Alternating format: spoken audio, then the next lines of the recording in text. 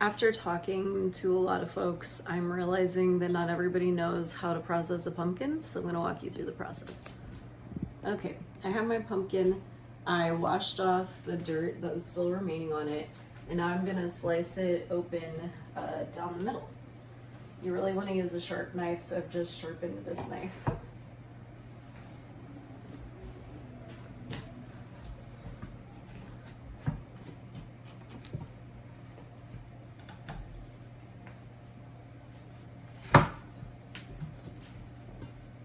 A little bit unwieldy, as you can see, but we have this beautiful pumpkin. Now it's split in half.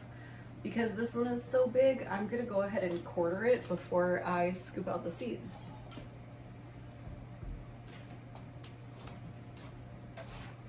Quartering it just makes it easier to get the seeds out.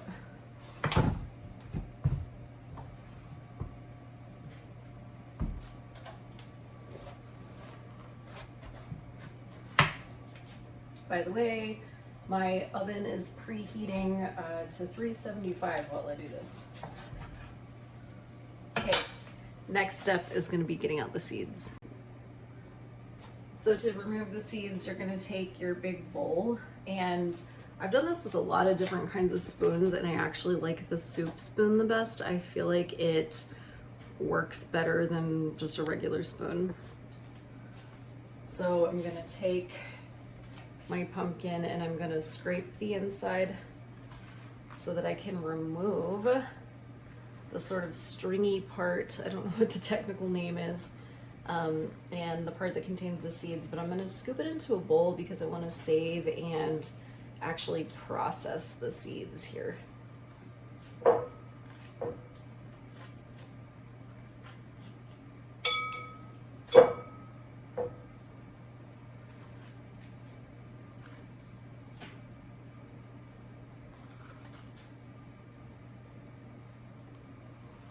Now, if you're processing a sugar pie pumpkin from the grocery store, you might realize that even the flesh will continue to pull off and look stringy, kind of like a spaghetti squash, in which case you only need to really scoop out the part that has the seeds in it. You want to leave the flesh because this flesh is what we're going to bake and puree and eat. So you're going to do this to all pieces of your pumpkin. I don't know if you can tell in this video, but it's dyeing my hand orange, which is amazing. It's all of those amazing carotenoids that are giving us health benefits, but it's just like dripping out of the pumpkin. So I have my seeds removed. If your stem is still attached, you're just gonna cut off the stem. We don't need the stem.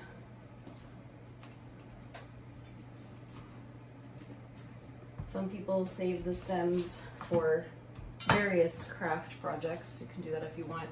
And now I want to cut my pumpkin into smaller pieces. I'm gonna want these to lay on a baking sheet face down. So I'm just attempting to process this in a way that will give me the smaller pieces that I need in order to put the pumpkin in the oven.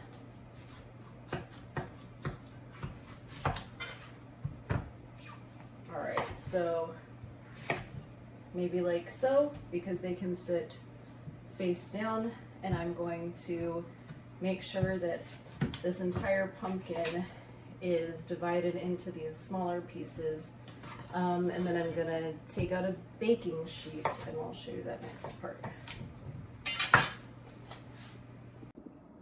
Okay, so I have greased some baking sheets.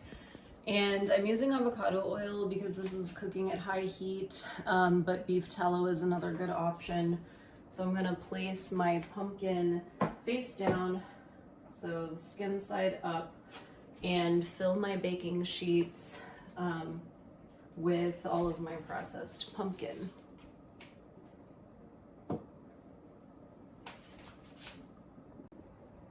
So these are all gonna go into the oven, and I'm gonna check back in 30 minutes to see how they're doing, and I'll know that they're done when a fork can go easily through them.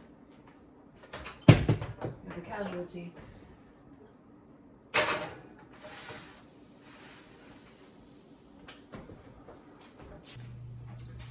Okay, so these have been in the oven for 45 minutes now, and as you can see, they're very easily peeled apart with a fork. So that means they're done. So I'm gonna let them cool off just a little bit, and then I'm going to scoop the flesh out of the skins, and I'll show you what to do with that. So this has cooled off enough that now I can start to separate the flesh of the pumpkin from the skin.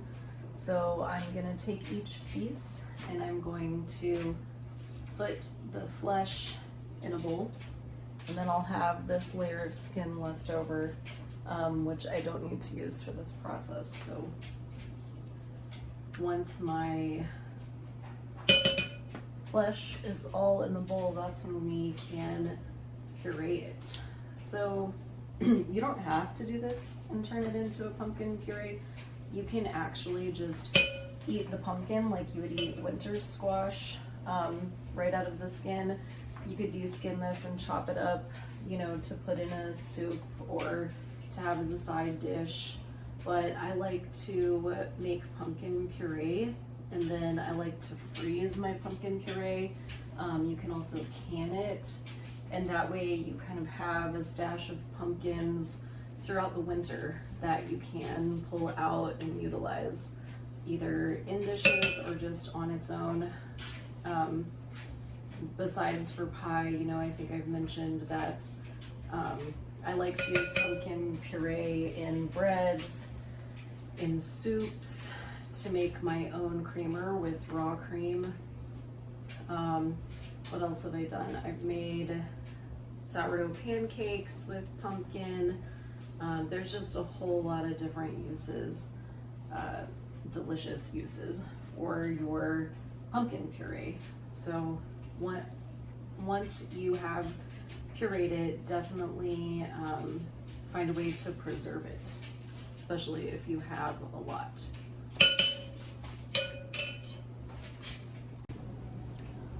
So while the pumpkin was cooking, I took all the inner parts of the pumpkin that we had scooped out, and I separated the seeds, and then I rinsed them out and patted them dry. Now they're coated in avocado oil, and I'm going to add some mineral salt and some garlic, and then I'm going to roast the seeds while we finish pureeing the pumpkin.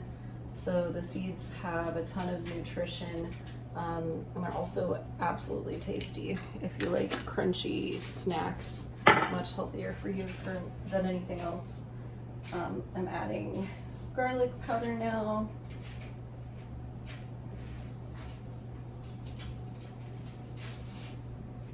And now the oven's still on 375, so I'm just going to pop those into the oven and keep my eye on them.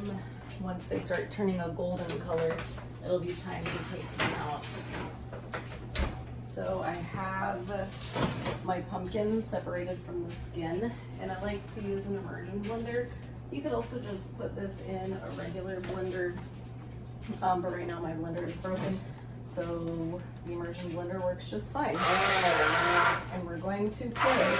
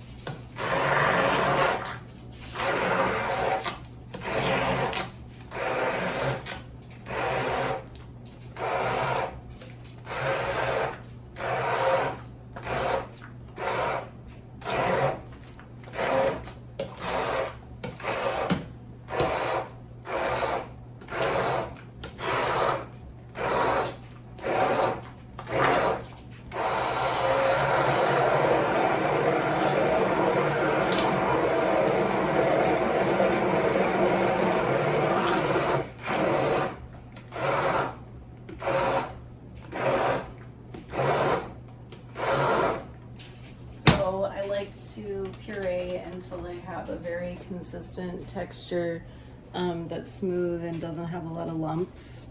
And I can take it at this point and can it or freeze it or use it, but it's hard to use this much at once, so you definitely want to find a way to use it later.